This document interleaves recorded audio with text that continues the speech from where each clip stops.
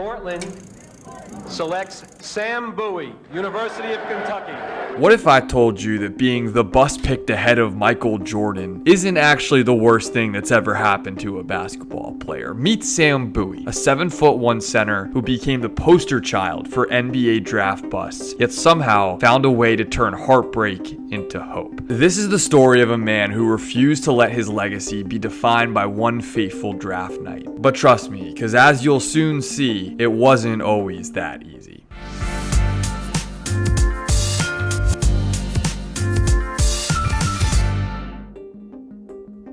Before Sam Bowie became synonymous with bust, he was the golden boy of Lebanon, Pennsylvania. Born in 1961 to Ben and Kathy Bowie, Sam inherited more than just height from his 6'10" father, who had played for the Harlem Magicians. By high school, Sam was a force of nature, averaging over 28 points and 18 rebounds per game. In 1979, Sports Illustrated featured the towering teenager alongside phenom Ralph Sampson as the best high school centers in America. That same year, Bowie was named National Player of the Year, beating out Sampson for the honor. The McDonald's All-American game featured future NBA legends like Isaiah Thomas, Dominique Wilkins, and James Worthy, and Bowie easily held his own against all of them. So after committing to hoop at the University of Kentucky, Bowie seemed destined for greatness. Here was a big man with guard-like ability, shot-blocking instincts, and unprecedented passing ability for someone his size. His freshman season validated every prediction as he helped lead Kentucky to the NCAA tournament. But even then, whispers of concern began to surface. Film from high school showed Bowie struggling to avoid strain on his legs and feet. The pressure of carrying 235 pounds on a 7'1" frame was slowly beginning to show.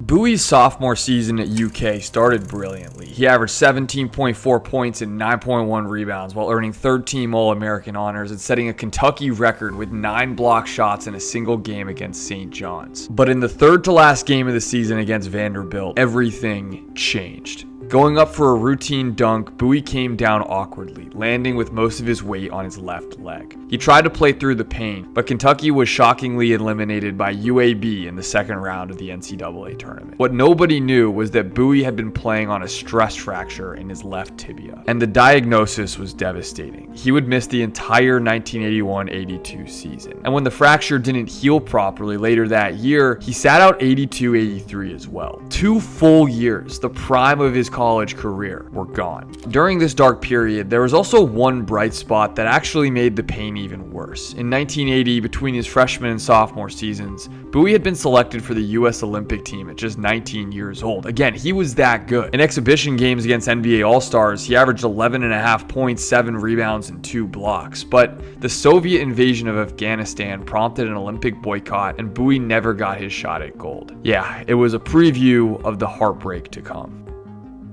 After missing 2 seasons of college ball, most would have just given up, but not Sam Bowie. Returning for 1983-84, he averaged 10 points and 9 rebounds while earning second-team All-American honors. He was back. His heroic performance against Louisville landed him on the cover of Sports Illustrated, and Kentucky rode his leadership all the way to the Final Four. In his final college game, Bowie posted 10 points and 11 rebounds in a heartbreaking loss to Patrick Ewing's Georgetown.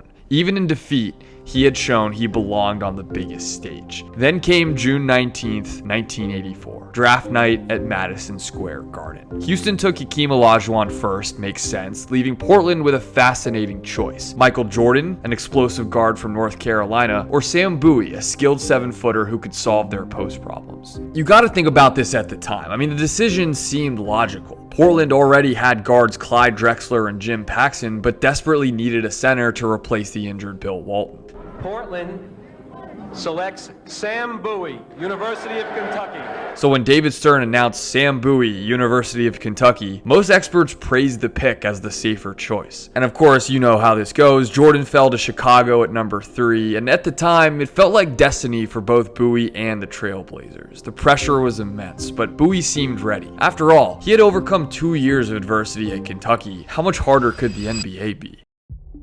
Bowie's rookie season was everything Portland had hoped for. Playing 76 games, he averaged 10 points and 8.6 rebounds, earning all-rookie second-team honors. The Trailblazers' gamble looked brilliant, but the basketball gods had a cruel sense of humor. Injuries mounted by his second season, limiting him to just 38 games. Then came November 7th, 1986, a date that would live in infamy. On that day, just 5 games into his third season in the NBA, Bowie went up for a jump hook against Dallas. As he landed, his legs buckled and he crashed to the floor. His right tibia had snapped so violently that bone protruded through the skin. Bowie compared it to having his leg chopped by an axe. Surgery required 3 screws to hold the bone together, but 2 of them didn't hold, necessitating another operation. And guess what? The nightmare still wasn't over. During pre-game warm-ups in 1987, Bowie refractured the same bone just from walking. In his last 3 Portland seasons, he played just 63 games out of a possible 328. The franchise that passed on Michael Jordan for a healthy big man had gotten a medical mystery who seemed to break if you just looked at him the wrong way. By 1989, Portland had seen enough, trading Bowie to the New Jersey Nets. For Bowie, it felt like exile to one of the NBA's worst franchises. But sometimes in life, exile is actually exactly what a career needs. Away from the pressure of being the guy picked before Jordan, Bowie found peace, and more importantly, health. His 4 Nets seasons became the most productive of his career. He averaged 12.9 points and 8.2 rebounds, and never missed more than 20 games in a season. His first year in Jersey even brought career highs in both scoring and rebounding, the only time he averaged a double-double. In 1991-92, he reached 15 points a game, and in 92-93 played a career-high 79 games. Every time I go off the court, I'm just thankful I didn't get hurt again, Bowie said during this period. I think too many people take their health for granted. A 2013 Bleacher Report article ranked Bowie as the 17th greatest player in Nets history. Not bad for a supposed bust. In New Jersey, away from expectations and spotlight, Sam Bowie finally became the player everyone thought he could be. But his NBA story wasn't quite over just yet. After a brief stop with the Lakers, Bowie retired in 1995 with career averages of 10.9 points, 7.5 rebounds, and 1.8 blocks per game over 10 seasons. The numbers might seem modest, but they represented something more important: perseverance. In 2012, Bowie opened up in an ESPN documentary called Going Big, admitting that he had hidden the extent of his leg troubles from Portland during his pre-draft physical. I can still remember them taking a little mallet, and when they would hit me on my left tibia, I don't feel anything, I would tell them, but deep down inside, it was hurting. If what I did was lying, if what I did was wrong, at the end of the day, when you have loved ones that have some needs, I did what any of us would have done. Critics accused him of lying his way into the NBA, but Bowie's response showed the wisdom gained through adversity. This perspective, gained through pain, became Bowie's greatest strength. He refused to define himself by what he couldn't do, and focused instead on what he could.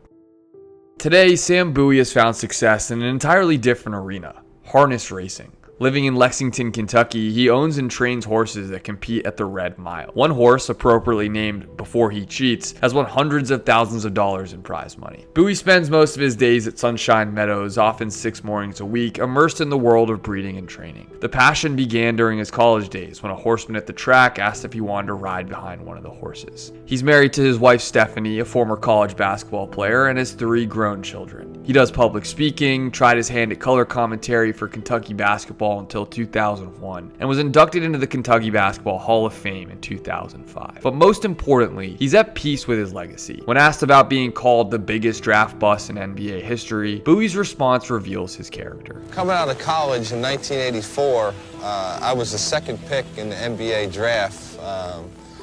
The first pick was a guy named Hakeem Olajuwon, and the 3rd guy was, I forget his name, I think it was Michael Jordan, somebody like that. But I always joke with Michael about being selected before him, and I always tell him if he would have never become the player he is, I wouldn't have to hear this ridicule about how was I selected before Michael Jordan. I wound up playing 11 years of professional basketball. I had some setbacks as far as injuries are concerned. Bowie earned over $17 million during his NBA career and has built a successful post-basketball life. Not bad at all for someone the world wrote off as a failure. Sam Bowie's story isn't about what could have been. It's about what actually was. A young man who faced impossible expectations, devastating injuries that weren't his fault, and constant criticism, yet never stopped fighting. He didn't become Michael Jordan, but he became something perhaps more valuable. A testament to the power of resilience. Alright, maybe Bowie would have rather been MJ, but you get the point. In a world obsessed with winners and losers, Sam Bowie reminds us that sometimes the greatest victory is simply refusing to quit. And in that regard, he's a first ballot Hall of Famer.